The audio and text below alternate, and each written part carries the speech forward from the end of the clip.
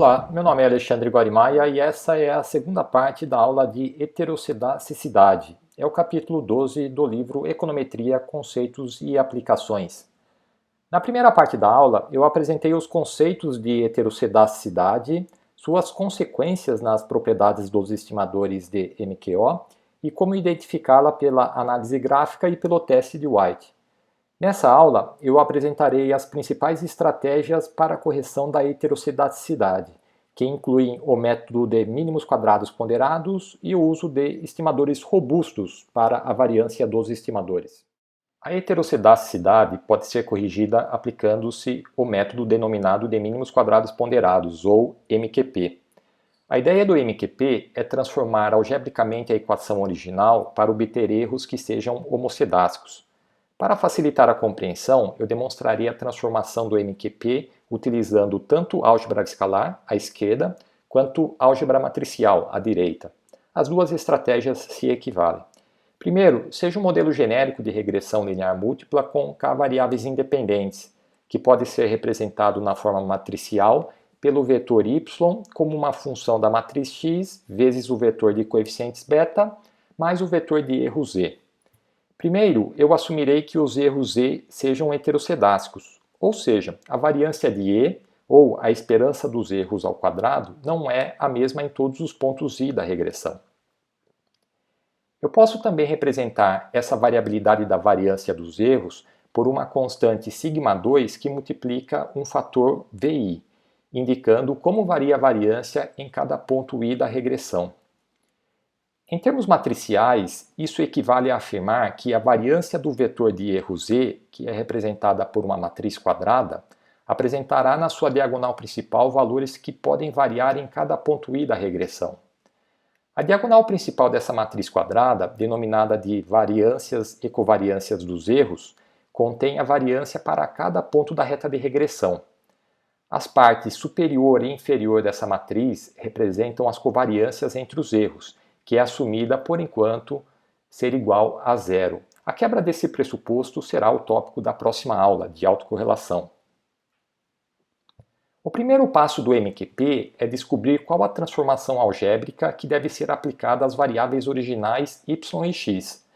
A ideia é calcular novas variáveis, representadas aqui genericamente por y asterisco e x asterisco, de tal forma que os erros dessa nova relação, representados por E asterisco, sejam homocedásticos.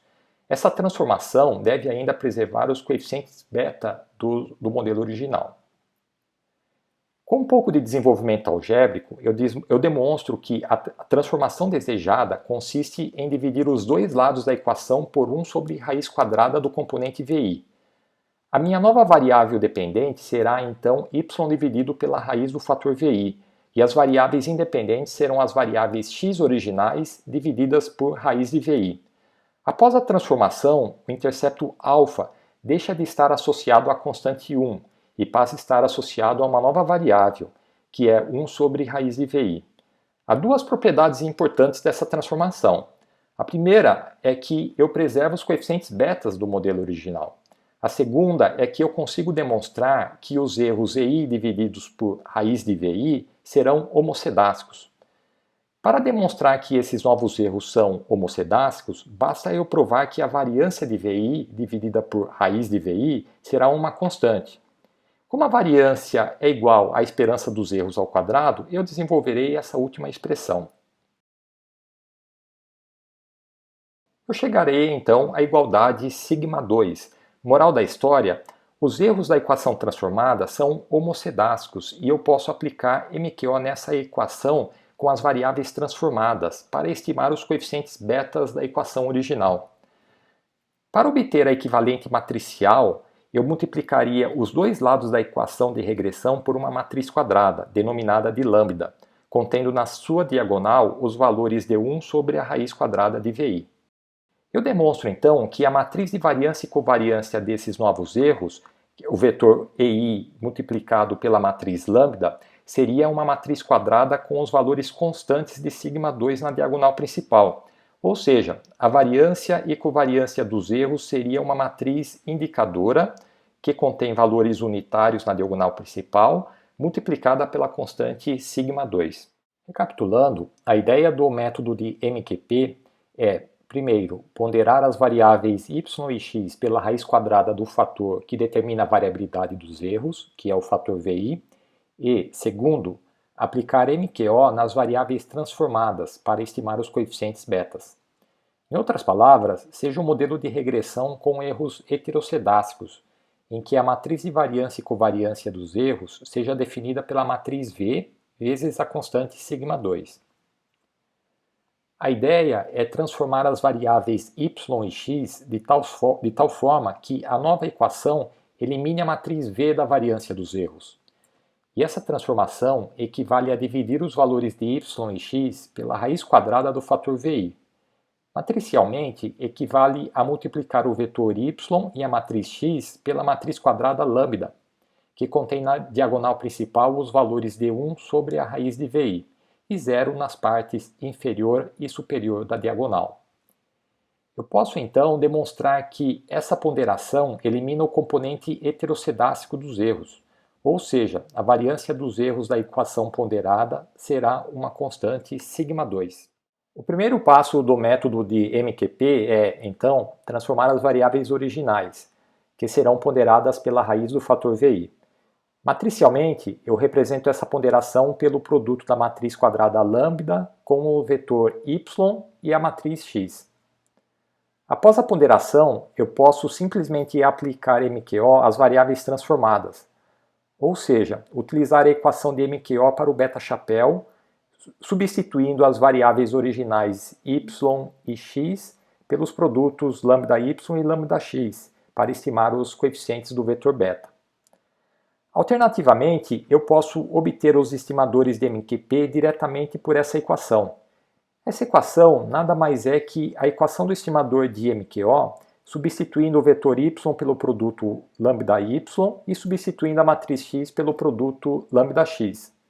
As duas alternativas se equivalem. Raciocínio análogo é válido para estimar a soma dos quadrados e as variâncias dos estimadores. Ou seja, eu aplico as mesmas equações MQO, substituindo as variáveis originais y e x pelos produtos lambda_y e lambda_x. Na primeira parte da aula, eu demonstrei que há dois problemas associados aos estimadores de MQO na presença de heterocedaticidade. O primeiro é a ineficiência do estimador de MQO, ou seja, a variância do beta-chapéu não seria a menor possível entre os possíveis estimadores não tendenciosos de beta. A segunda é o viés do estimador de sua variância, viés que persiste mesmo para amostras grandes. Os estimadores de MQP, por outro lado, corrigem todos esses problemas, ou seja, serão não tendenciosos e os mais eficientes, além de os estimadores de suas variâncias serem também não tendenciosos. Todavia, a grande limitação do método de MQP é conhecer o fator VI. Em algumas situações, esse fator é definido teoricamente, mas na realidade é muito difícil conhecê-lo a priori. Esse é o exemplo 12.5 do livro. Os dados são os mesmos dos exemplos anteriores e o objetivo é analisar a relação entre gastos com alimentação, Y, e renda, X. As estimativas de MQO já foram obtidas e o teste de White indicou fortes evidências de heterocedaticidade nos erros.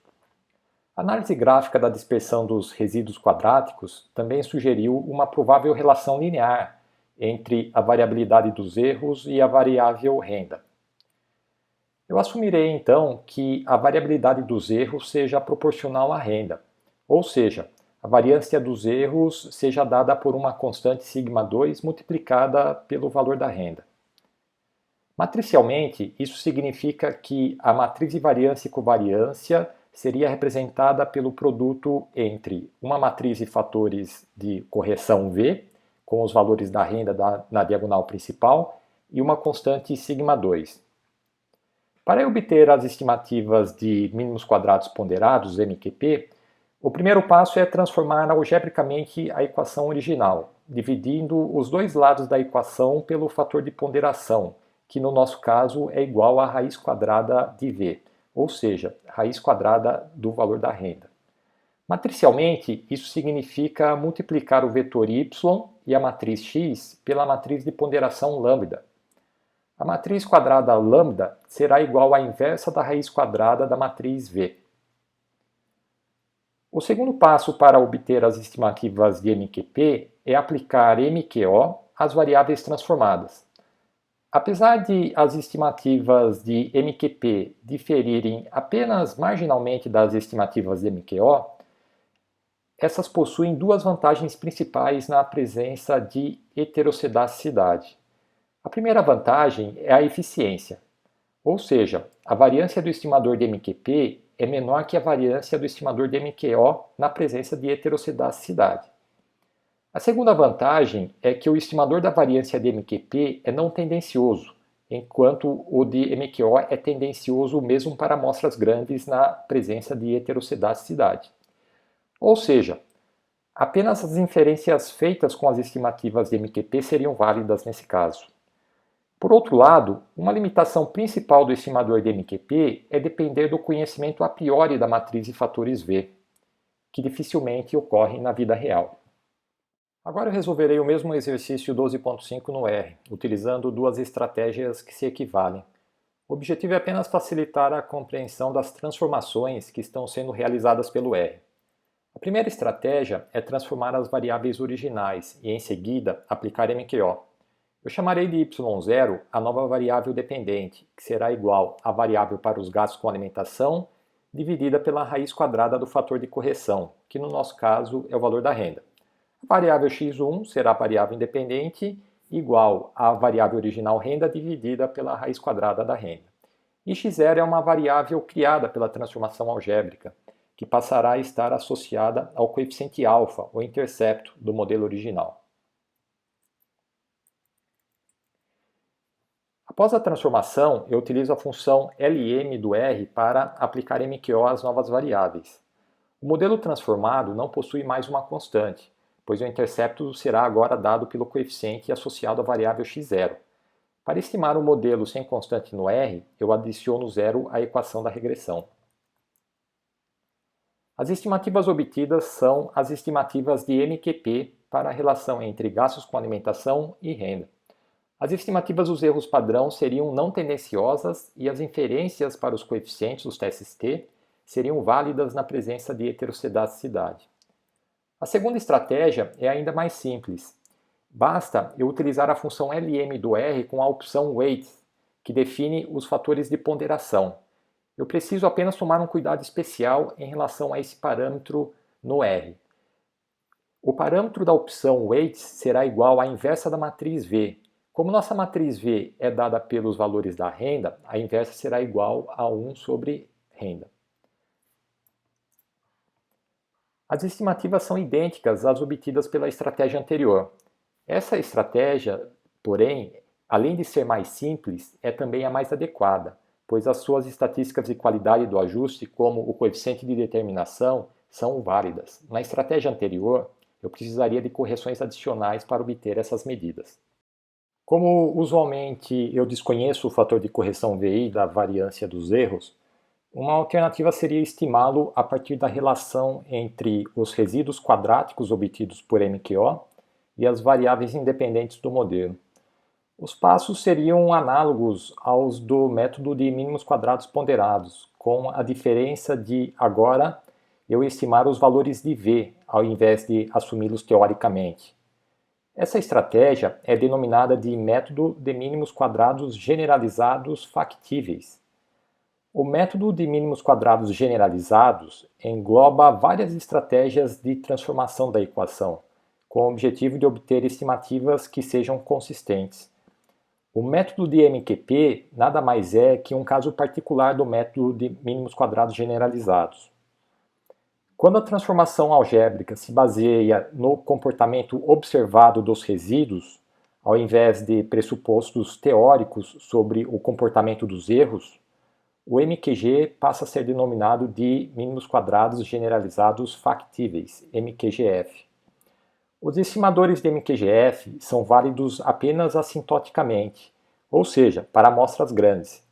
Para amostras pequenas, tanto os estimadores dos coeficientes quanto de suas variâncias podem ser tendenciosos. Detalhes sobre o método de MQGF podem ser consultados no livro e não serão abordados nesse vídeo. Uma das estratégias mais populares para a correção de heterocedasticidade é o uso de estimadores robustos da variância. Um estimador robusto à heterocedasticidade significa que esse é assintoticamente válido na presença ou não de heterocedasticidade. Para facilitar a compreensão, apresentarei o estimador robusto da variância no caso da regressão linear simples. Depois eu generalizarei para o caso da regressão linear múltipla.